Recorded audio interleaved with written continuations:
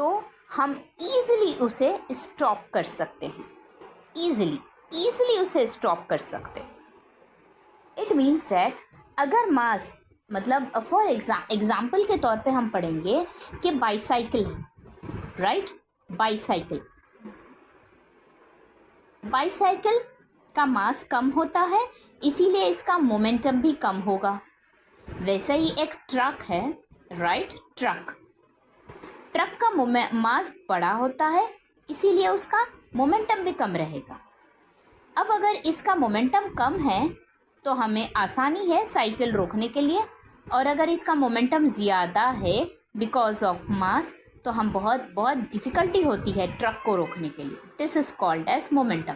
तो मोमेंटम का मतलब होता है a body which has gain mass. Body की जो मास होती है वो मास कितने वेलोसिटी से मूव हो रही है, और जब ये मास मूव होगी तो हमें उसे स्टॉप करने में कितनी डिफ़िकल्टी होगी या ईज़िली हम उसे स्टॉप कर सकते हैं।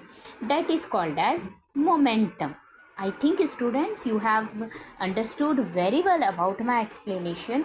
कि और अगर आपको लगे कि मेरा एक्सप्लेनेशन क्लियर नहीं है, you can text me, you can comment on my video so that I can get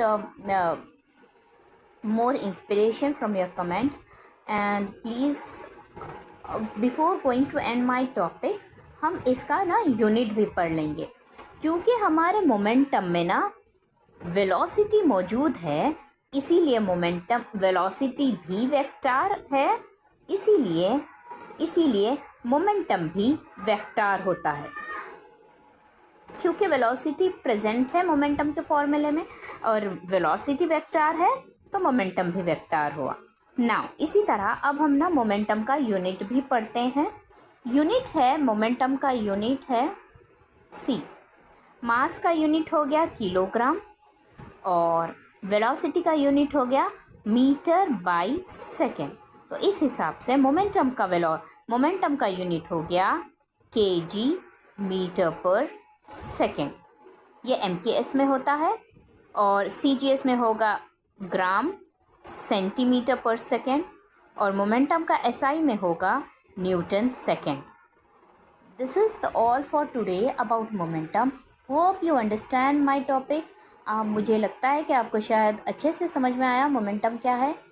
हम नेक्स्ट वीडियो में नेक्स्ट टॉपिक इम्पॉर्टेंट आपके लिए लेकर आएंगे। Till then please understand physics easily with physics in Urdu. Please subscribe me. Have a nice day. Bye bye.